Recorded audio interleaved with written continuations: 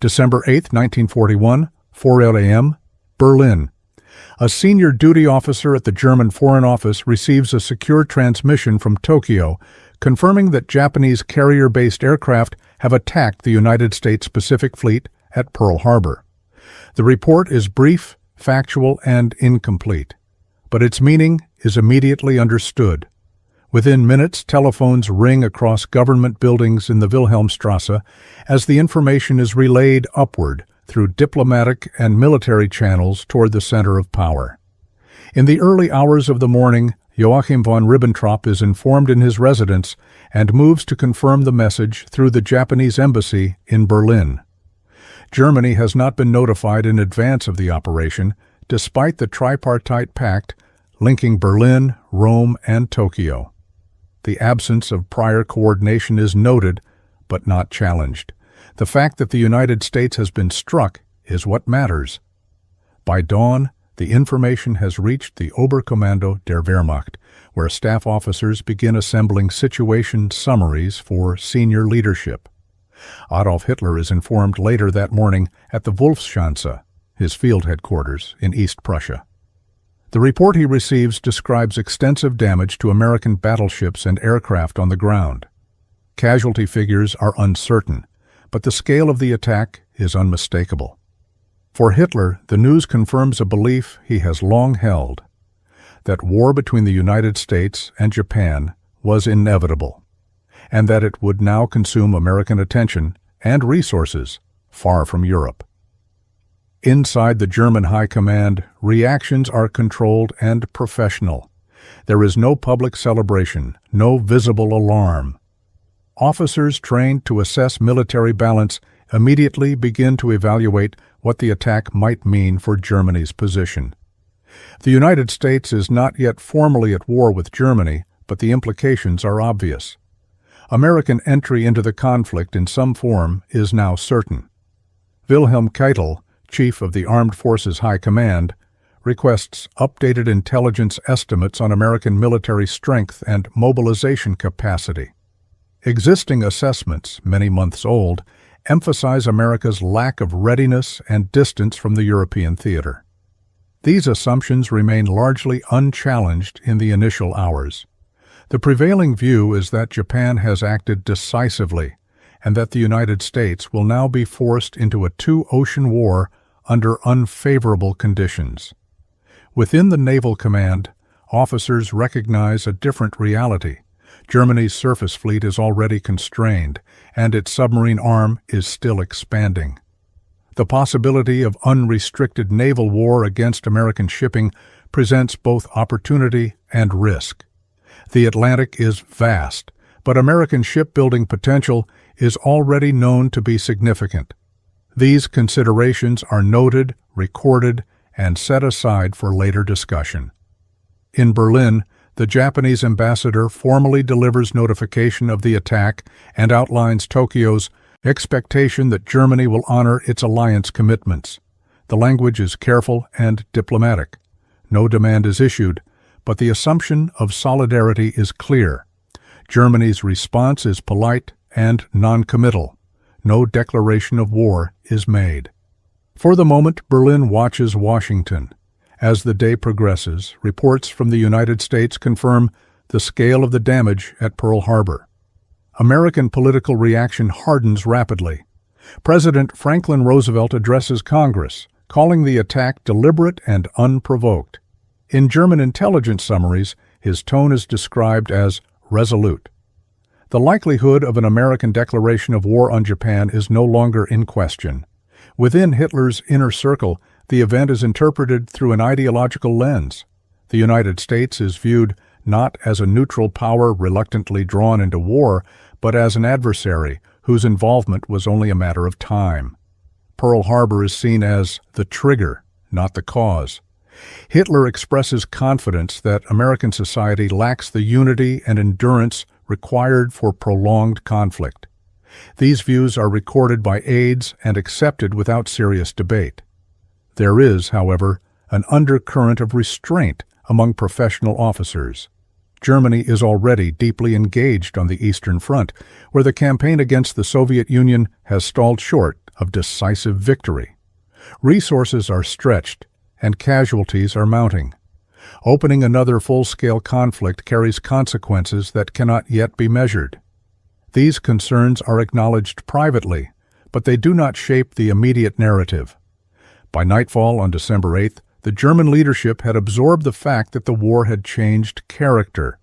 What began as a European conflict and then expanded eastward is now undeniably global. Decisions have not yet been made, but expectations are forming. The assumption taking hold is that events are moving in Germany's favor, that America has been drawn into war under conditions set by others. The words spoken in these first hours are cautious, controlled, and confident. No one yet speaks of limits. On the morning of December 9th, Adolf Hitler convened senior military and political leaders to review the implications of the Japanese attack. The meeting is not ceremonial. Maps are laid out, situation reports summarized, and estimates read aloud. The central question is no longer whether the United States will enter the war, but how Germany should position itself in response. No decision is announced, but the direction of thought becomes clear. Hitler speaks at length about the United States as an industrial power he believes is poorly prepared for sustained war. He emphasizes what he considers America's internal divisions, its distance from Europe, and its reliance on naval power. He argues that the United States, now engaged in the Pacific, will be unable to concentrate decisively against Germany. The assessment is delivered with certainty, and it carries weight. In the Third Reich, Hitler's strategic judgments were rarely challenged directly. Wilhelm Keitel supports the discussion with formal summaries from the Armed Forces High Command. These documents reflect prevailing intelligence assumptions, that American ground forces are small, that training standards are uneven, and that full mobilization would take years. The reports acknowledge American industrial capacity, but frame it as a future concern rather than an immediate threat. The tone is analytical, but the conclusions align with the Führer's expectations. Absent from the discussion is any serious consideration of restraint. Germany's alliance with Japan is described as a strategic advantage, not a liability. The idea that Japan's action has effectively forced Germany into a broader war is dismissed. Instead, the emphasis is on initiative. If the United States is destined to become an enemy, the argument goes, it is better to confront that reality openly and on Germany's own terms. Within the room, there are differing degrees of conviction. Some officers remain focused on the war already being fought. The Eastern Front continues to consume men and material at an unsustainable rate. Winter has set in, and the campaign against the Soviet Union has failed to achieve its objectives. These facts are known to everyone present. They are mentioned, but they do not dominate the discussion. What does dominate is ideology. Hitler frames the conflict with the United States as inevitable, rooted in what he describes as irreconcilable worldviews. In this framework, Pearl Harbor is not an escalation, but a confirmation. Germany is portrayed as having been spared the initiative until now. The opportunity, he argues, lies in striking before American power can be fully brought to bear. Outside the conference room, staff officers work through practical implications. Naval planners consider the expansion of submarine operations against American shipping if war is declared. Air Force officers examine the limits of Germany's ability to strike across the Atlantic and recognize those limits clearly. These assessments remain technical and cautious, but they do not alter the prevailing momentum. One voice of measured concern belongs to Franz Halder, Chief of the Army General Staff. In private notes, he acknowledges the long-term danger of adding the United States to Germany's list of enemies. He recognizes American industrial strength as decisive if fully mobilized. His concerns, however, remain confined to internal memoranda. Halder does not openly oppose the political leadership. His role is advisory, not determinative. By December 10th, The internal language within the High Command had shifted. The question is no longer whether Germany should declare war, but when. Diplomatic reports from Washington indicate that American anger is focused primarily on Japan, but German leaders assume that neutrality toward Germany will not last. Waiting is seen as passive. Action is framed as clarity.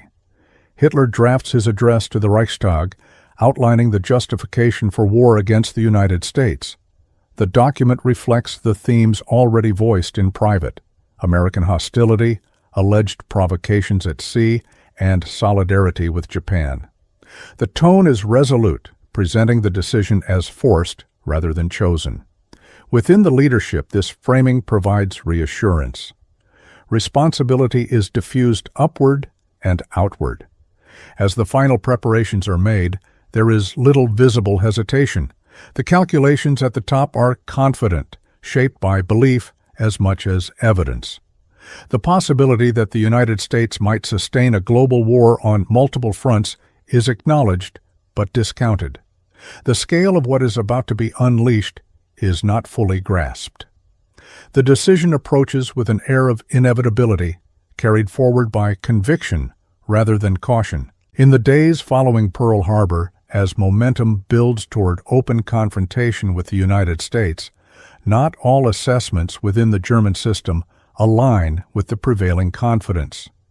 Beneath the public unity of the High Command, a quieter current of concern runs through sections of the military staff, particularly among officers whose work requires long-range calculation rather than ideological certainty. Franz Halder spends these days reviewing reports on American production capacity, transportation networks, and training pipelines. The data is imperfect, often based on pre-war estimates, but the trend is clear enough to him. The United States possesses the ability to produce ships, aircraft, and vehicles in quantities that Germany cannot match over time. Halder does not dispute the short-term advantage gained by Japan's strike. What troubles him is the long-term trajectory now being set in motion. In his private diary and internal memoranda, Halder records his concern that Germany is expanding the war faster than it can control it.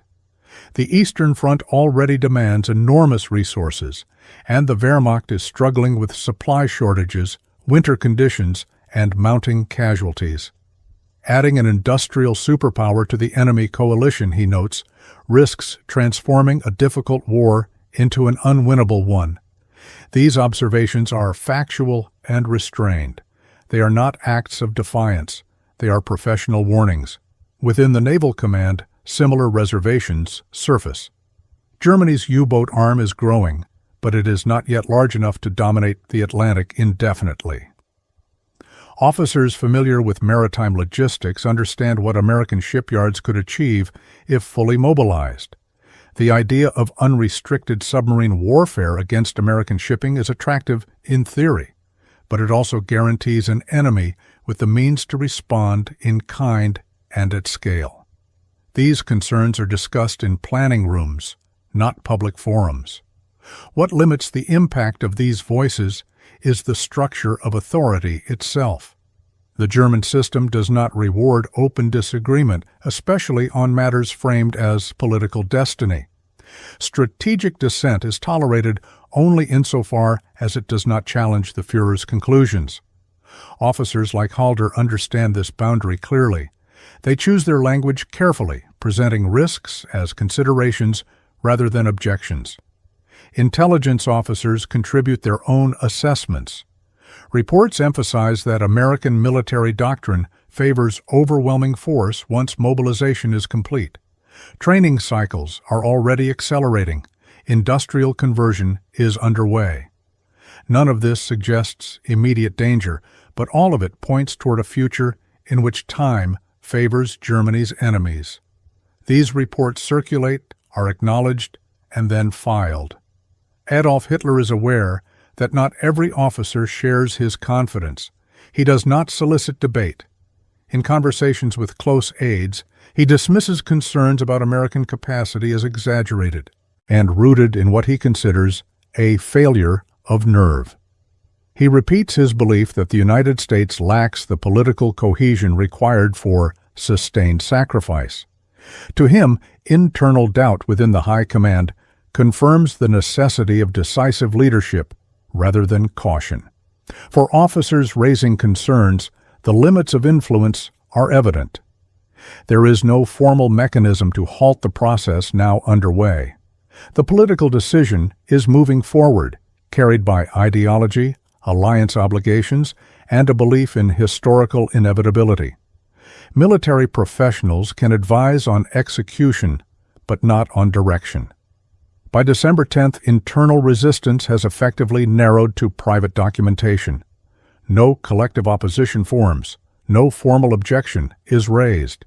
The system absorbs dissent without altering course. The caution expressed in staff rooms and memoranda does not translate into delay.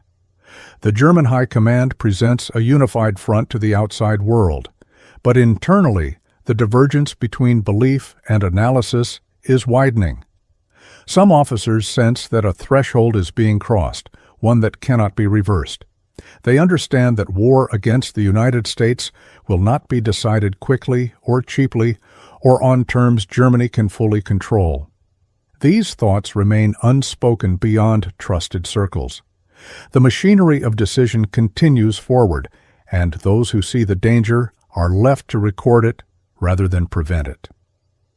On December 11th, Adolf Hitler appeared before the Reichstag in Berlin to announce Germany's decision to declare war on the United States. The setting is formal, controlled, and deliberate.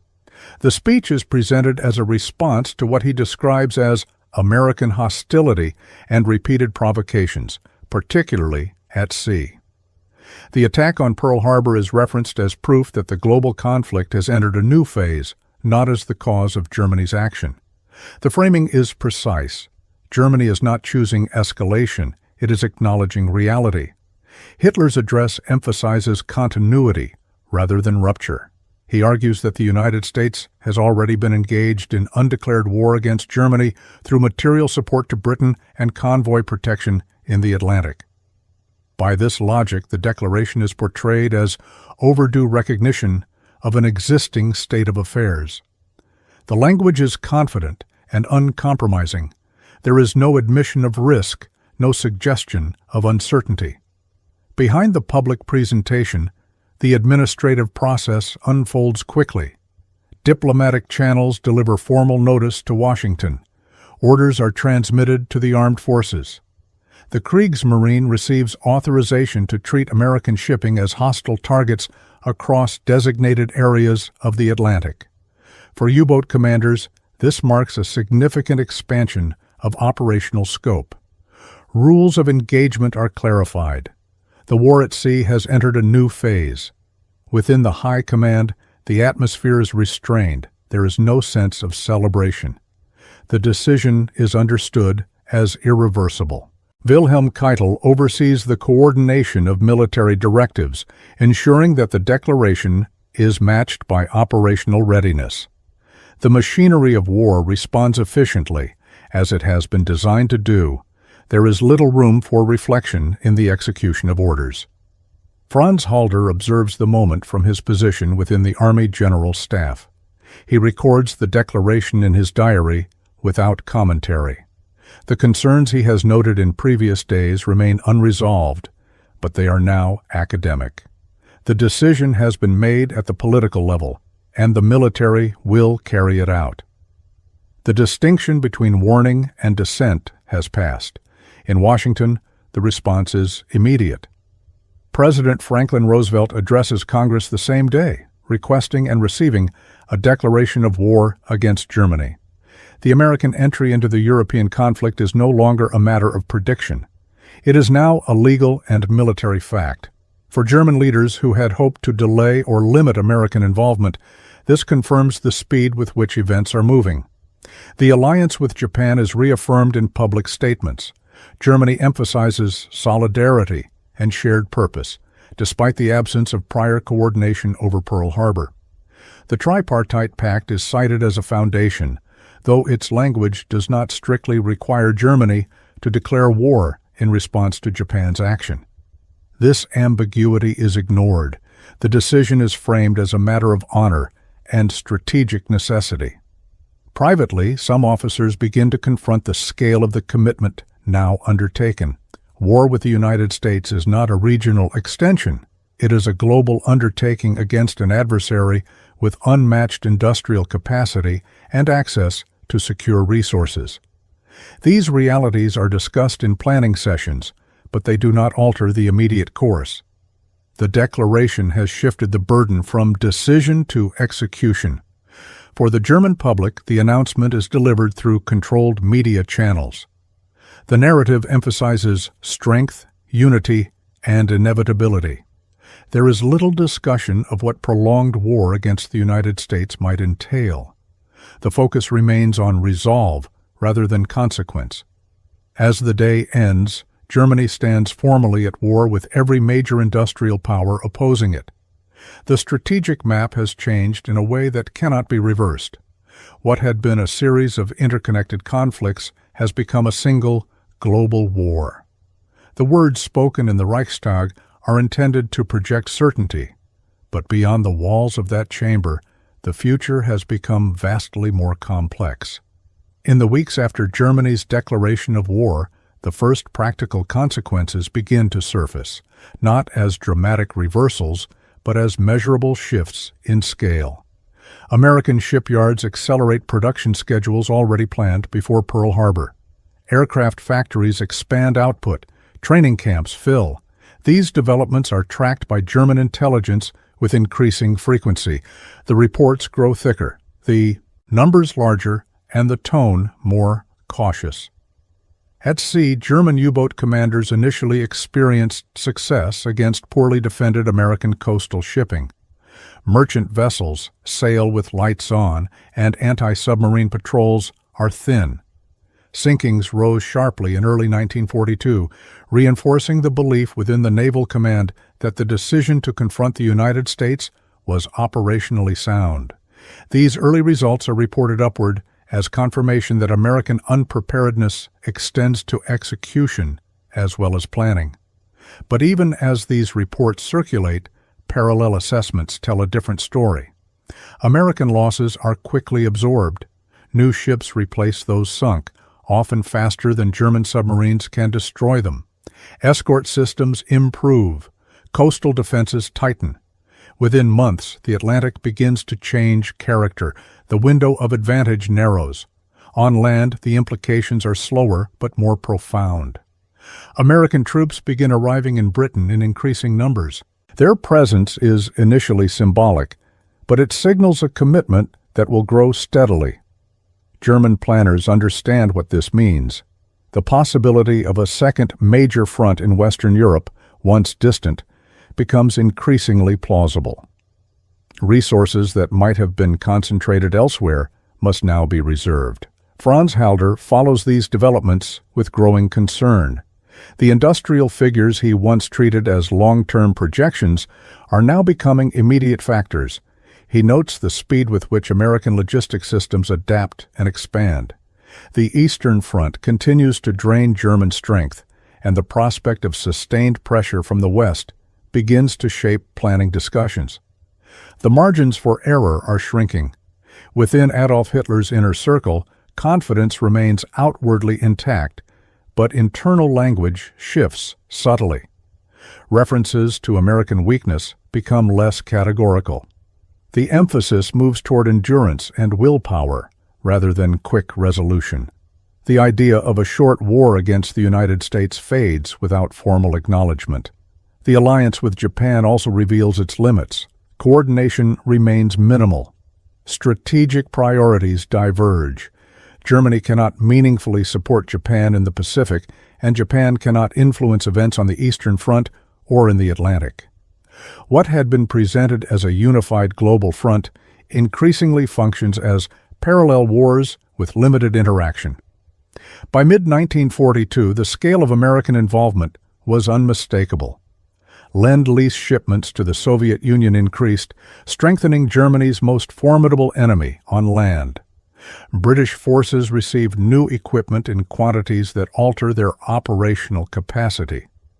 The cumulative effect is gradual but decisive. Germany is no longer facing adversaries with finite reserves. Inside the German High Command, there is no formal reckoning, no admission of error. The system does not encourage such moments. Instead, adaptation becomes the priority.